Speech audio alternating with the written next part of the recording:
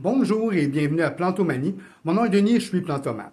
Dans cette vidéo, j'aborde l'erreur de culture la plus répandue chez les plantomanes, tant néophytes que plus chevronnés, et j'ai nommé l'erreur d'arrosage. Cette erreur-là prend deux formes essentiellement, on arrose trop ou pas suffisamment, et dans les deux cas, c'est la survie de la plante qui est menacée. Si on arrose trop abondamment, trop souvent, on risque de provoquer la pourriture du système racinaire qui va même éventuellement monter dans les parties aériennes de la plante. Si on n'arrose pas suffisamment, c'est la sécheresse qui va tuer les racines et à ce moment-là, ça ne laissera pas d'autres options à la plante que d'extraire l'eau de ces parties aériennes et elle va finalement mourir. Donc, pour éviter ces erreurs-là, il faut tout d'abord connaître les besoins en eau de notre plante.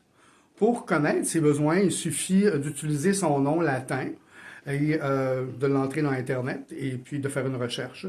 Et là, vous allez trouver de la documentation sous plusieurs formes. Vous allez trouver des fiches de culture, vous allez trouver des gens qui veulent vous en vendre, vous allez trouver des vidéos, des photos. Vous allez trouver énormément d'informations sur votre plante. Peut-être que vous ne savez pas son nom latin, que vous savez seulement son nom plus populaire. Généralement, ça va marcher aussi avec ça, tout autant qu'avec le nom latin. L'avantage du latin, c'est que c'est international. On en parlera dans une autre vidéo. Donc, une fois qu'on a établi les besoins en eau de notre plante, il va falloir respecter une chose, c'est-à-dire le temps de séchage entre les arrosages. Souvent, les fiches de culture vont nous proposer une fenêtre, disons 7 jours, et puis on arrose. Où ils vont nous dire, bon, il faut que le substrat soit sec à peu près jusqu'à la première phalange du doigt. Ils vont donner ce genre, c'est un peu... c'est pas toujours clair. Et puis, il faut faire attention au calendrier. Si on maintient trop le calendrier, on risque de donner trop d'eau. Parce que le temps de séchage va varier dans l'année. Okay?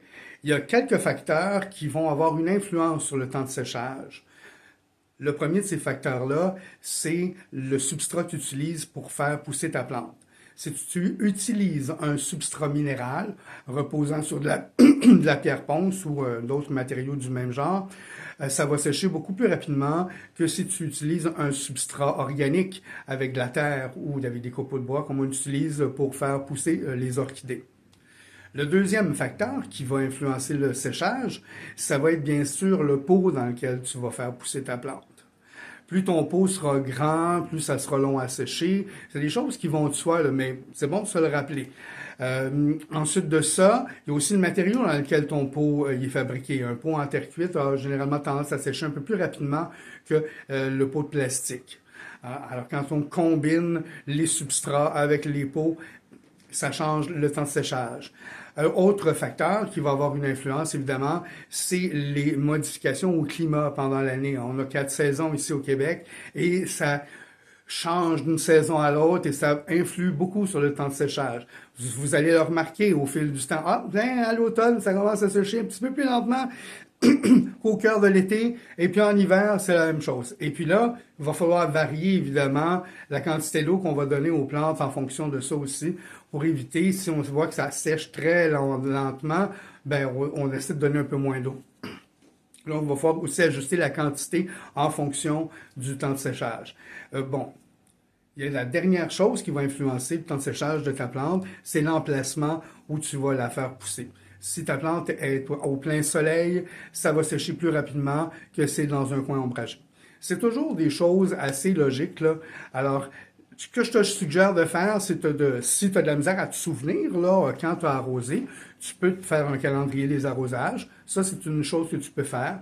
Mais au moins, dis-toi que 1 ou 2 fois par semaine, tu fais le tour de toutes tes plantes pour voir comment ça se passe, comment ça sèche. Surtout si tu commences, si tu es quelqu'un qui commence, ça vaut la peine de regarder plus souvent pour te faire la main puis apprendre comment chacune de tes plantes réagit après l'arrosage. J'ai fait le tour.